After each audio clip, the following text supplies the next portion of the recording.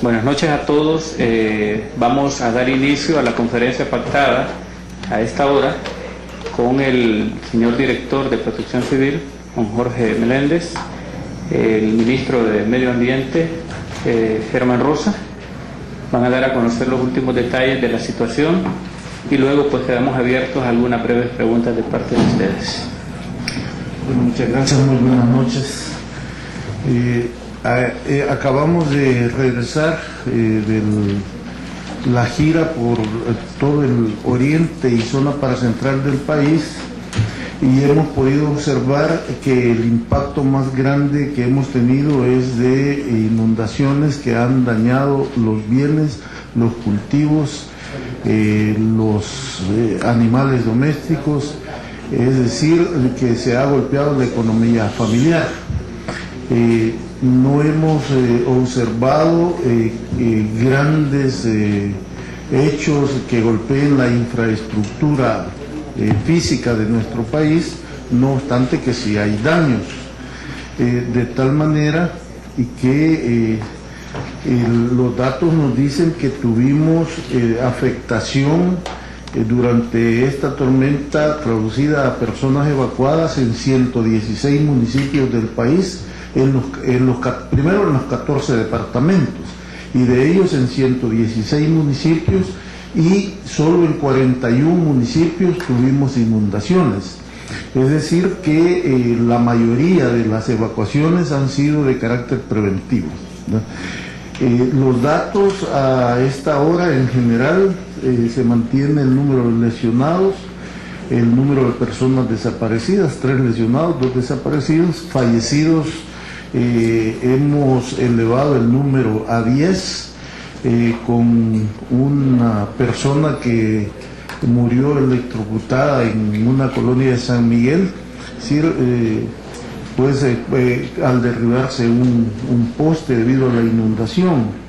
Evacuados tenemos un total de 11.621 personas, que son el mismo número albergado. No obstante, tenemos alrededor de 6.000 personas en la zona del Bajo Lempa, al oriente del río Lempa, que está totalmente anegado, que no han aceptado evacuarse, están sobre la calle, dado que la calle pues es la parte más alta.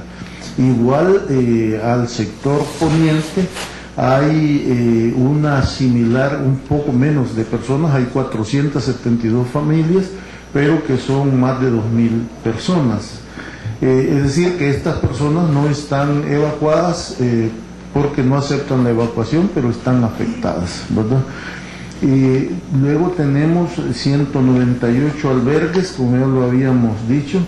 Viviendas afectadas, se mantiene el dato de 97, aunque como comprenderán, si está negada totalmente la zona del Bajo Lempa, las viviendas afectadas pues van a ser mucho más, ¿verdad?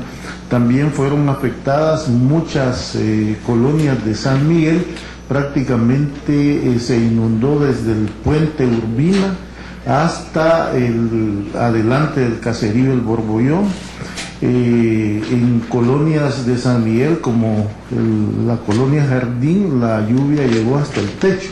En muchas de las colonias de San Miguel, tales como Colonias Unidas, Prados de San Miguel, Jardines, el agua llegó hasta el techo y hubo que rescatar personas que estaban en grave peligro. O sea, ese es el nivel de la crecida de los ríos. Igual tuvimos desbordamientos en el río Torola, en el río Seco, ¿verdad? Y esa situación habría que confrontarla con el pronóstico, que será lo que dará el ministro de Medio Ambiente. Hasta por ahora lo que nosotros observamos, que los ríos ya están bajando, muchos de los lugares inundados pues están todavía empapados, pero tienden ya a generar condiciones para volver a relativa normalidad. Además de esto, tenemos siempre 11 viviendas destruidas, 4 muros colapsados, 6 puentes colapsados, o sea, destruidos, y escuelas afectadas. Tenemos un total de 120 centros escolares y 69 que hay que sumar que están utilizados como albergues, o sea, un total de 189 centros escolares. Centros de salud afectados son 15, inundaciones 41, 188 deslizamientos, y lo que ya habíamos informado más temprano sigue igual. Luego se nos suma a los problemas más delicados que ya se habían señalado del Cerro El Picacho, el Cantón San Agustín, Cantón Joya Grande. Ahora también tenemos problemas con el Cerro La Burrera en Ojos de Agua, Chalatenango, porque nos informan de que se ha generado una cárcava enorme. Parece que se rompió la vena de agua dentro del cerro, y esto pues pone en inminente peligro a 320 familias, ¿verdad?, que habitan precisamente en ese lugar.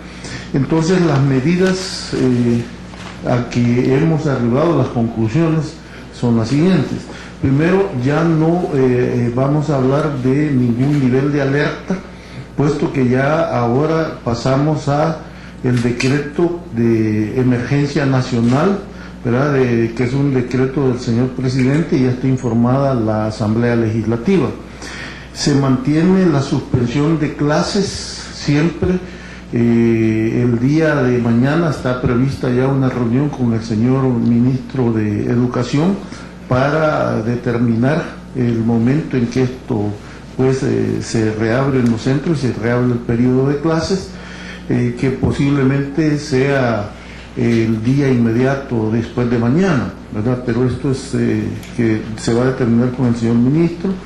También se toma la medida que pueden retornar todas las personas evacuadas preventivamente a los lugares de donde fueron evacuados y no sufrieron daños, es decir que pues ya pasó esto incluye zonas peligrosas como El Picacho, San Agustín, ¿verdad?, y Joya Grande, es decir que el peligro se evacuaron preventivamente, pues si no hubo un impacto negativo, entonces estas personas pueden regresar, y así en el resto del país. Siempre debe pasar por la valoración de la Comisión Municipal de Protección Civil respectiva. En cuanto a la situación que estamos pasando de la emergencia, el decreto y la ley así lo determinan, tiene tres momentos. El momento del impacto, la rehabilitación y la reconstrucción. En este momento todavía estamos nosotros en una transición entre el impacto y la rehabilitación. Todavía ahora pues tenemos gente que está en situación totalmente anormal, el caso de la zona del río Lempa, ¿verdad? También el caso de las comunidades cercanas al río Jiboa, que hoy las pudimos ver, está totalmente anegado también, y las comunidades que están en la desembocadura del río Jiboa, ¿verdad?, en Cantón Melara, que tienen cortados sus canales de comunicación. En fin, hay todavía una cantidad de personas afectadas y albergadas que tienen que seguir siendo atendidas pues todavía como un impacto. Además hemos tenido daños en puentes, ¿verdad?, pero ya prácticamente las carreteras están todas habilitadas en cuanto a los derrumbes, ¿no? Bueno, esa es la situación a esta hora. Estas son las medidas.